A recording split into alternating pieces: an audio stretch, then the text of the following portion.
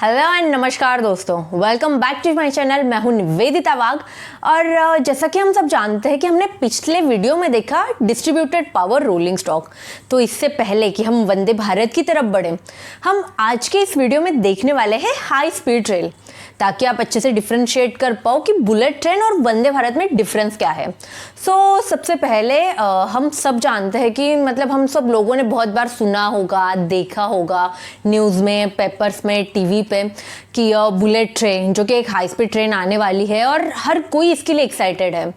अब जाहिर सी बात है कि हमने बहुत ही कम पैसों में हमारी वंदे भारत ट्रेन बनाई हुई है, तो फिर हम इतना ज़्यादा पैसा डाल के या फिर इतने ज़्यादा एफर्ट्स क्यों डाल रहे हैं बुलेट ट्रेन के लिए? इसमें ऐसा स्पेशल क्या है? तो आपके इन सारे सवालों के जवाब देने के लिए मैं आज का ये वीडियो लेके आई हूँ। तो सबसे पहले बुलेट ट्रेन ये इंडिया की सबसे पहली हाई स्पीड ट्रेन होने वाली है। वेट अ मिनट, अगर bullet train high speed train है तो व्हाट अबाउट वंदे भारत? चलिए ये भी हम देखेंगे इस वीडियो में। बुलेट ट्रेन ये एक जापान की हाई स्पीड ट्रेन है जिसकी टॉप स्पीड है 320 किलोमीटर पर आवर। सितंबर 2013 में एक एमओयू साइन हुआ था हमारे इंडिया के प्राइम मिनिस्टर और जापान के प्राइम मिनिस्टर के बीच में, और फिर मई 2014 में हमारे जो नए प्राइम मिनिस्टर आए उन्होंने भी इस प्रोजेक्ट को अप्रूव किया। तो ये टोटल प्रोजेक्ट है 1.1 लाख करोड़ का।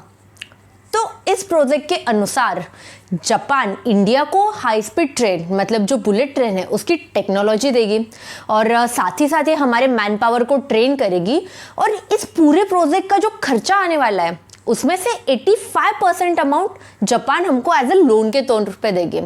तो ये तो हो गया 85% अमाउंट का। तो बची हुई जो 15% अमाउंट है ये इंडिया की गवर्नमेंट इसमें 50% अमाउंट देने वाली है, और दो स्टेट जिनकी जनता को या फिर वो दो स्टेट जिनको इस ट्रेन से बेनिफिट होने वाला है, गुजरात एंड महाराष्ट्र, इनकी स्टेट गवर्नमेंट बचा हुआ 50% अमाउंट देगी। तो आपको जो पिक्चर में दिख रहा है ये फोटो है high speed train bullet train जो हमें मिलने वाली है। E5 सीरीज की शिनकानसेन ट्रेन है ये। तो सबसे पहले हम देख लेते हैं, समझ लेते हैं कंसेप्ट कि एग्जैक्टली हाई स्पीड ट्रेन क्या है। तो अब हम सबसे पहले समझते हैं कि हाई स्पीड रेल एग्जैक्टली क्या है। तो वो ट्रेन जिसकी स्पीड एग्जिस्टिंग, मैं बात कर रही हूँ ऑपरेशनल स्पीड की, तो जो एग्जिस्टिंग ट्रैक है उसमें ही अगर हमने कुछ मॉडिफिकेशन किया है तो वो ट्रेन जिसकी स्पीड एग्जिस्टिंग ट्रैक पे 200 किलोमीटर पर आवर से ज़्यादा है उसे हम कहेंगे हाई स्पीड ट्रेन। लेकिन वही अगर मैं उसके लिए स्पेशली कोई ट्रैक बना रही हूँ तो उस नए ट्रैक पे उसकी ऑपरेशनल स्पीड मिनिमम होनी चाहिए 250 किलोमीटर के ऊपर। तो फिर उस केस में हम उस ट्रेन को कह सकते हैं हाई स्पीड ट्रेन। तो अब जाहिर सी बात है आपको ये क्लियर हो गया होगा कि जो हमारी वंदे भारत एक्सप्रेस है ये हाई स्पीड ट्रेन नहीं है। तो फिर हाई स्पीड ट्रेन कौन कौन सी है? तो अब हम बात करते हैं कि कौन सी कंट्रीज है जिनके पास हाई स्पीड ट्रेन है।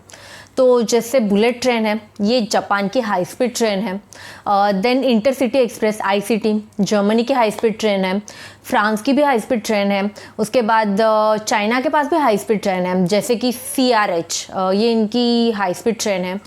तो ये चीज़ क्लियर है कि इन लोगों के पास ये हाई स्पीड ट्रेन है। तो फिर हमारी जो वंदे भारत एक्सप्रेस है वो एग्जैक्टली क्या है? तो इसके लिए एक कंसेप्ट आती है सेमी हाई स्पीड ट्रेन। ये कंसेप्ट ग्लोबली तो नहीं है। तो अभी सेमी हाई स्पीड ट्रेन मतलब एग्जैक्टली क्या है?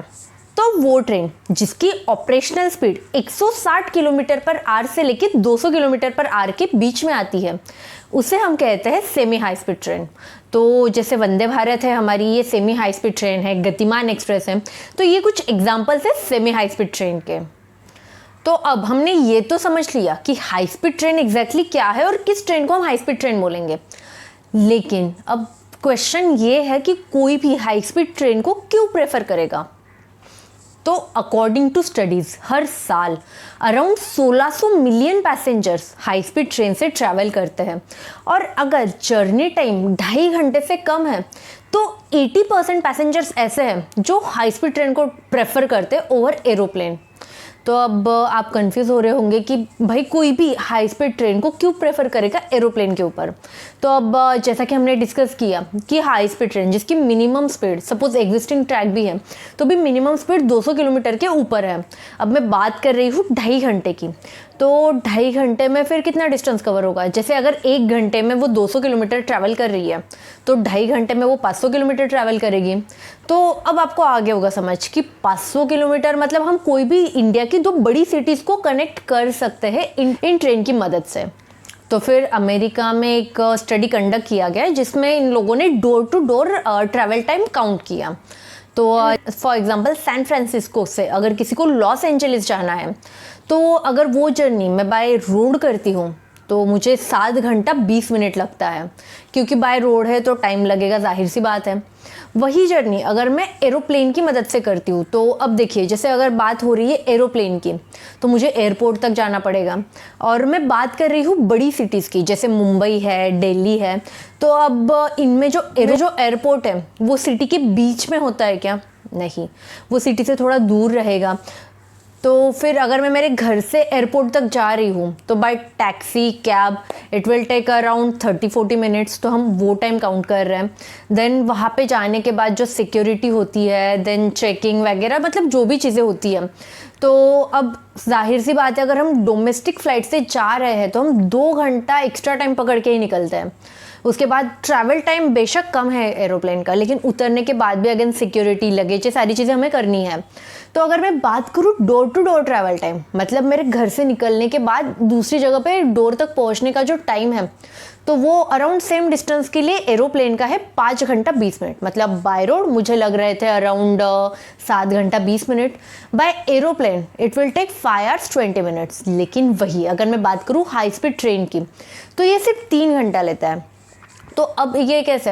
हाई स्पीड ट्रेन ये सक्सेसफुल तभी है जब हम इसको चलाते हैं फ्रॉम एक सिटी सेंटर टू दूसरे सिटी सेंटर।